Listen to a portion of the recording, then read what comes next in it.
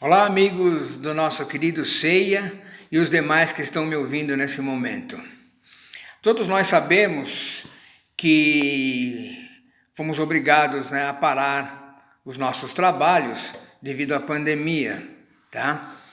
E isso não se deu de forma nenhuma pela falta de fé nossa e muito menos pela falta de confiança na espiritualidade amiga. Mas, em respeito a você que está me ouvindo e em respeito aos nossos governantes que pediram para que as atividades fossem encerradas por tempo indeterminado, nós fomos obrigados a agir dessa maneira. Tá? Mas, no entanto, graças à tecnologia, essa que agora estou utilizando, nós temos condições de pelo menos fazer esse trabalho virtualmente falando, tá?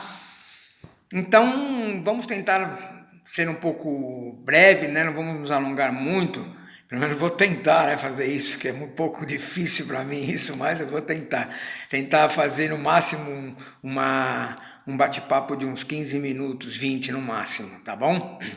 Então, gente, nós vamos falar de alguns temas aqui pertinentes, Não podemos fugir de tudo isso que está acontecendo, tá?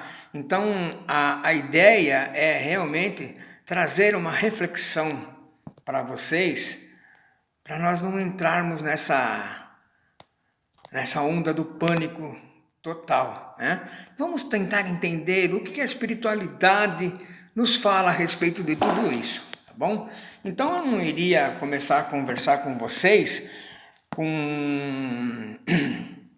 do jeito que eu entendo, colocando a minha opinião. Não, de forma alguma. A opinião vai estar embasada na doutrina espírita, tá? Nas obras da codificação. Então vamos ver todas essas coisas à luz da doutrina espírita. Então nós vamos falar um pouquinho sobre os flagelos destruidores, nós vamos falar da fatalidade, da fé e da confiança, tá? Então nós sabemos que nada acontece por acaso, não é verdade?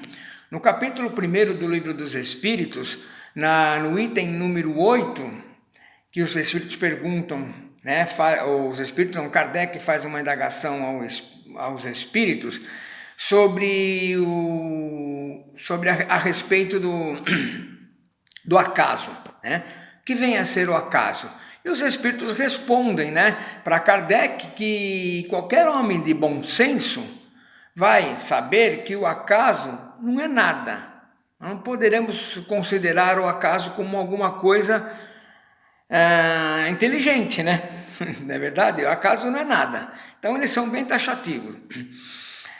Então, gente, nada acontece sem a permissão de Deus. Concordam?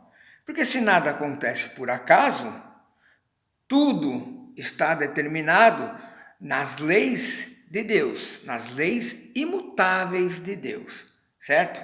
Então, reportando a pandemia, que nós estamos presenciando, ela não surgiu sem o consentimento do Criador.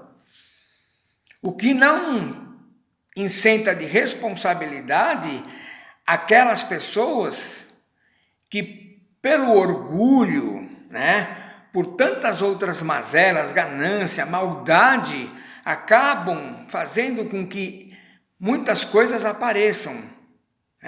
Então, nós temos o livre-arbítrio, tá? Nós somos responsáveis pelos nossos atos. E nada acontece por acaso, tá? A grande verdade, então, gente, é que nosso planeta ainda predominam as coisas erradas, não é verdade? Isso quase sempre as grandes mudanças, elas vêm de uma forma dolorida. Poderia ser diferente? Lógico que poderia ser diferente. Mas por que não acontece? Porque nós não observamos as leis de amor, de justiça e de caridade. Nós somos ainda criaturas inferiores, somos ainda criaturas que temos uma forma de agir ainda muito limitada. Então, mediante esse raciocínio, vamos ver o que os Espíritos nos falam a respeito, tá? A pergunta 737, com que fim Deus castiga a humanidade com flagelos destruidores? Olha que eles respondem, para fazê-los avançar mais depressa. Não dissemos que a destruição é necessária para a regeneração moral dos espíritos, que adquirem em cada nova existência um novo grau de perfeição? É necessário ver o fim para apreciarmos os resultados. Só julgais essas coisas do vosso ponto de vista pessoal e as chamais de flagelos por causa dos prejuízos que vos causam. Mas esses transtornos são frequentemente necessários para fazer com que as coisas cheguem mais prontamente a uma ordem melhor, né? Realizando em alguns anos o que seria necessário muitos séculos. Veja só, gente. Então, a espiritualidade, ela sempre visa o nosso melhor. O nosso ponto de vista sempre material e imediatista, as coisas, né, que estão ao nosso redor, complica um entendimento melhor, tá bom? Então, no capítulo 6 da Lei das Destruições, vem as guerras também, né? E os Espíritos, e Kardec perguntou, né, na pergunta 744, o que objetivou a providência tornando necessário a guerra? Olha que eles respondem, a liberdade e o progresso.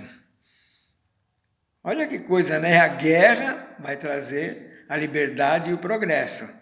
Talvez por isso que eles falam em outros momentos que a guerra é um mal necessário. Não é que ela seja justa, mas ela é um mal necessário devido ao nosso atraso espiritual.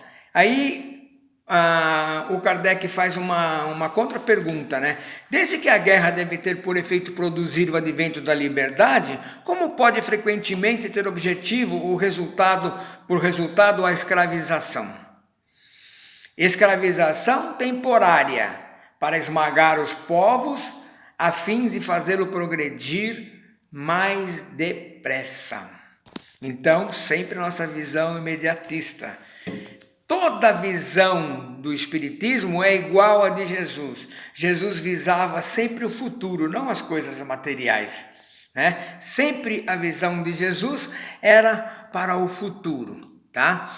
Então nós precisamos refletir sobre essas coisas que vai acontecendo em nossa volta e que a gente acha que só vai trazer sofrimento, né?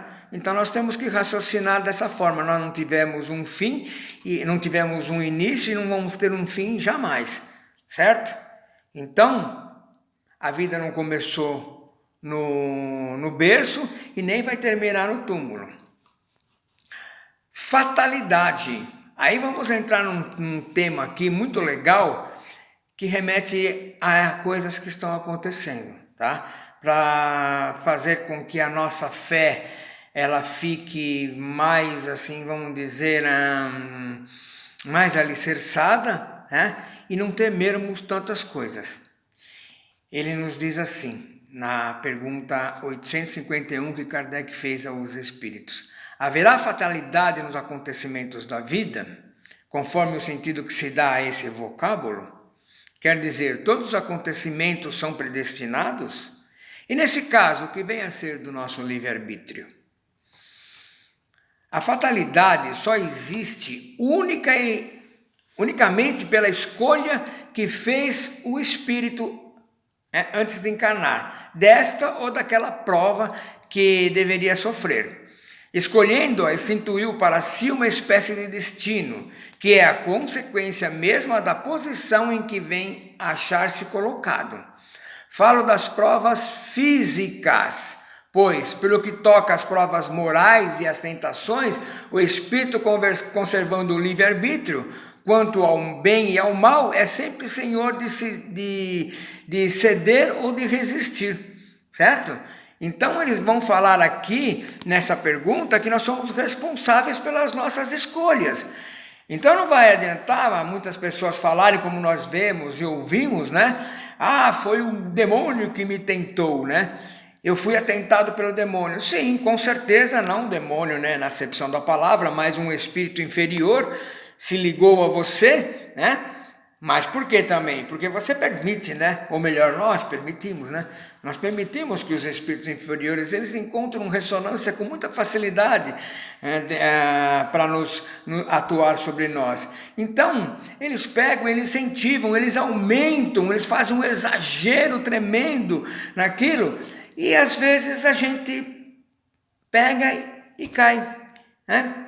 Mordemos a isca e cometemos coisas desastrosas, mas a responsabilidade, os espíritos falam que é sempre a nossa, certo? O espírito encarnado deixa de se conservar livre de qualquer peias, então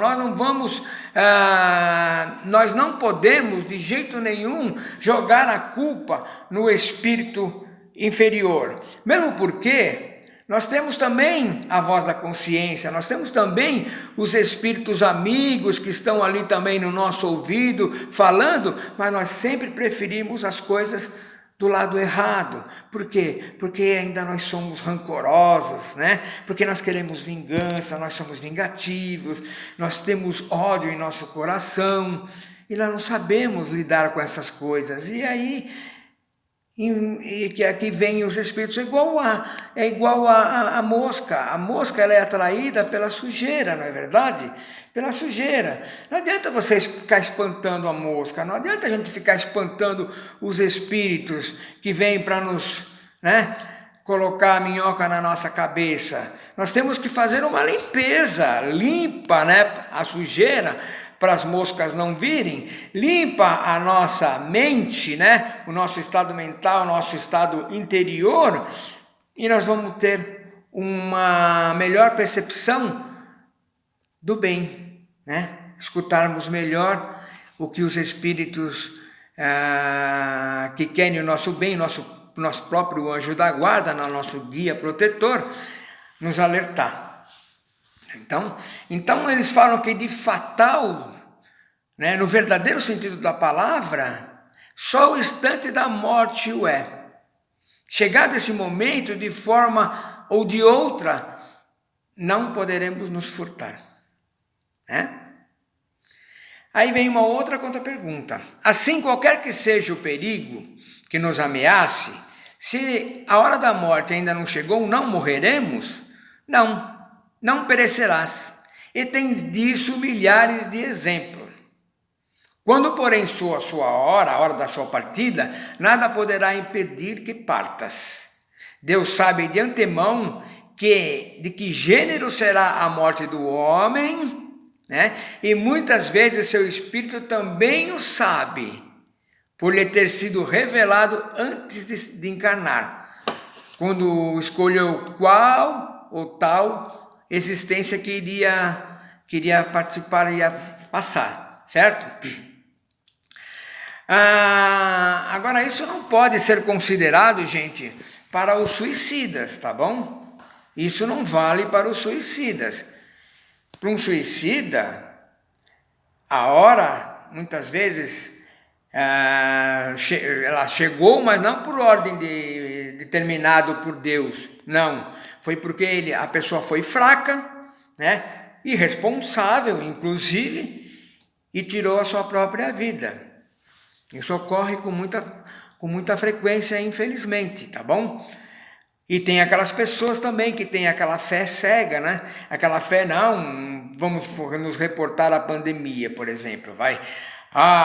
Eu tenho fé, eu acredito, não vai acontecer nada comigo. Nada vai acontecer comigo, porque eu tenho fé em Deus, certo? E não toma os seus devidos cuidados, certo? Sai aí, sabe? Houve um comentário aí que eu li na internet, né? No noticiário, se não me engano foi no Canadá, uma pessoa, um senhor revoltado porque os bancos estavam fechados, por causa da pandemia também lá por lá, né? E ele revoltado, ele lambeu o corrimão do banco, da entrada do banco, sabe? Em protesto, em revolta, ignorância, pura ignorância. Mas mesmo essa pessoa não ficou doente. Sabe por quê? Porque Deus não é vingativo. Deus não é vingativo. Ele entende os nossos erros, essas nossas bobagens, né? Igual criança faz, mas ele poderia ficar doente. E se ele ficasse doente, e se ele viesse a desencarnar por isso, estaria na conta realmente do seu proceder errado, né? Então, todas as pessoas, prestem atenção no que eu estou falando, todas as pessoas que partirem através dessa pandemia, estejam ou não na linha de frente, jamais terão partido por engano. Principalmente as pessoas que estão na linha de frente, não é? Os médicos, tudo. Senão, onde que está Deus? Onde está a justiça divina? Certo? Vamos temer, vamos tomar os cuidados, sim, faz parte, né? Faz parte da disciplina, você tomar o cuidado. Tem o álcool gel, lavar as mãos, mas não vamos ficar, sabe, daquela forma em pânico total, de forma alguma, tá? Então, continuemos aqui. Eu tenho comigo, gente, que quando tudo isso passar, vai ter um trabalho muito grande, a espiritualidade, né? As casas espíritas e muitos outros lugares, né? Os consultórios, né? Psicológicos, tudo, né? Porque vai aumentar tanto, mas tanto, a síndrome do pânico, as síndromes, né, de obsessão compulsória, tudo por causa do medo. E o medo, gente, sabe o que é? É falta de fé. É falta de fé. Falta de fé no Criador. Falta de fé nessa instituição que você frequenta, que você escuta, né? E que está ali para nos amparar, para nos ajudar. Nós estamos lendo, nós estamos aprendendo. Então, é certo que nós devemos preservar a todo custo, né? Eu coloquei aqui, né? A vida, que é a lei de conservação, e termos fé. Mas aquela fé ensinada por Jesus, que é a fé com atitude, é a fé raciocinada, é a fé inabalável, né? Aquela que pode encarar frente a frente a razão em todas as épocas da humanidade, como disse Kardec. A fé sem ação, ela é morta em si. Está no Livro dos Espíritos. A fé sem ação é morta em si. Então não adianta essa fé boba, né? Não vai acontecer nada porque eu acredito em Deus. Não é isso. Não vai acontecer nada porque não chegou a minha hora, certo? Porque eu respeito as leis, inclusive a dos homens, certo? E tento proceder da forma correta. Então, meus amigos, nada de pânico, tá? Agora uma coisinha interessante, que isso aí agora já sou eu que vou falar para vocês, tá? Não tem nada a ver com o espiritismo, mas é uma reflexão que eu fiz e achei interessante, tá? No Brasil já está mudando, tá? A classificação de idosos, né? De 60 para 65 anos. Já tem estudos, nós vamos deixar de ser idosos a partir dos 60 anos. Então, esse pessoal que já começa a pegar ônibus sem pagar, a gente vai ter que pagar mais 5 anos, quem tiver 60. Mas acho que ainda não foi aprovado essa lei. Mas na Europa, vocês sabiam que a classificação de idosos na Europa é 75 anos? Em alguns países, na Itália inclusive, 75 anos.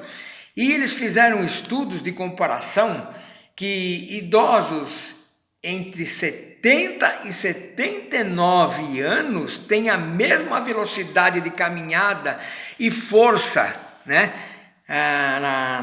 Nas pernas e aderência na mão do que os idosos, né, de 65 anos. Né? E já existe uma outra classe, a superclasse, que é a classe dos superidosos, com 90 anos. Então, gente, nós temos que nos precaver, tá? Precaver, nós estamos diante de um vírus aí inteligente, não é? Ele falou assim, bom, aqui eu só posso pegar o pessoal que tem 75 anos, que estão no grupo de risco, mas eu vou para o Brasil, lá eu vou matar mais gente, porque lá 60 anos já é todo mundo velho. Entendeu?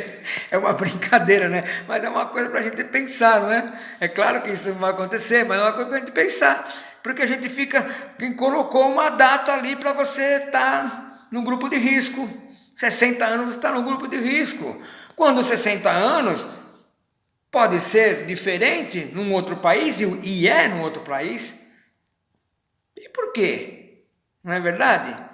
Então vamos ficar calmo, vamos ficar tranquilo, não vamos entrar, sabe, nessa obsessão tremenda. Aí tem pessoas que, nossa, pessoas que vai pensar que vai sair na rua, como tem na roda direto isso aí no Zap, né, nas brincadeiras, né, não vai estar lá o coronavírus lá escondidinho atrás do poste, atrás da árvore, para pegar esse velhinho que vai sair na rua. Não vai, não é assim, né? Mas não é por causa disso que você não vai usar a máscara. Se proteja, lava as mãos, né? Agora, para terminar, se a humanidade, aí já não é o Brasil, se a humanidade tivesse prestado atenção num simples ensinamento de Jesus, nada disso estaria acontecendo. Qual é um desses sim? Tem tantos, né, de Jesus simples que ajudaria demais a nós deixarmos de sofrer. Mas um é muito interessante, perto do que nós estamos falando, né? Lavar as mãos, né? Não é verdade? Não é o que entra pela boca que faz mal para o homem, mas é o que sai dela que está cheio o nosso coração. Então olha só que coisa interessante, gente. Olha que coisa interessante. A humanidade não prestou atenção nisso. A humanidade, ela pega, não é que o Cristo foi contrário à higiene, de hipótese nenhuma, tá? Hipótese nenhuma. Mas ele queria mostrar que existe uma coisa que é muito mais grave, que causa muito mais prejuízo, até mesmo mais do que o vírus, porque nós somos eternos, certo? Nós somos eternos. Se o vírus vier aqui me levar, paciência, eu vou trabalhar lá no plano espiritual, certo? Vou fazer o quê? Não é verdade? Agora, quando eu não presto atenção na minha fala, na minha forma de agir, né? Eu estou me prejudicando muito mais, tá? Então essa mensagem de Jesus é muito oportuna até para o momento, tá? Porque as pessoas querem deixar tudo higienizado, muito, e devem realmente, mas porque ela não consegue enxergar esse vírus. Você não consegue saber onde ele está, né? Eu estou vendo ele ali, pô, vou limpar lá, certo? E é assim também os fluidos negativos causados pela nossa fala, certo?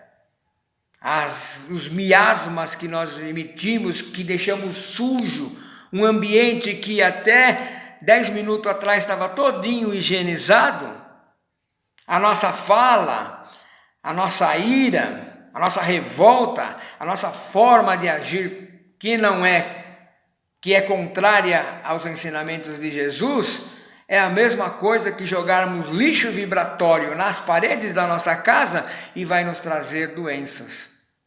Então, prestemos atenção nisso e vamos confiantes que nada vai acontecer por acaso.